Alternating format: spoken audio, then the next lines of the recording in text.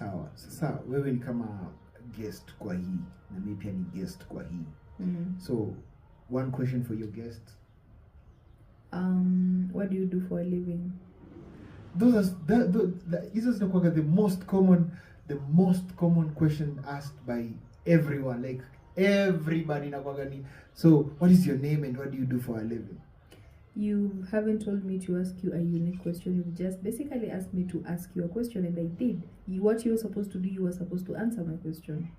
It's just into the like that is usually like the most common. Like, hi, what is your name and what do you do?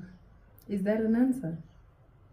Do you debate for a living? Do I debate for a living? Now Yeah. that is a question. You see, now that I like. That is the reason why huwa napendaga nikikuwa mbele ya nikae nyuma ya cameras and what not and find such questions.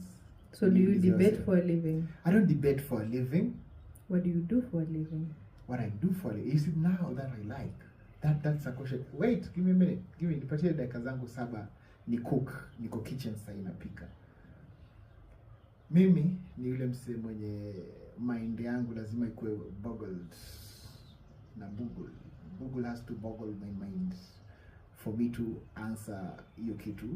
Like ukiniuliza tu, what is your name and what do you do for a living? Okay, mimi ni fulani na kwaga producer. Imeisha. It's not even interesting, but ukiniuliza, but then ukusikia ukiongea from a different perspective. Ukusikia ukiongea, do you debate for a living?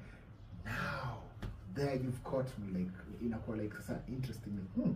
That is an interesting way of looking at things of which depend. So nianze kujitetea kwanza niseme I don't debate for a living. Why do you ask though?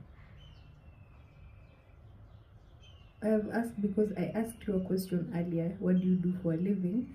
And then you said something that was completely out of the direct answer which I was supposed to receive, and started talking, and that is why I asked you, so okay, do you debate for a living?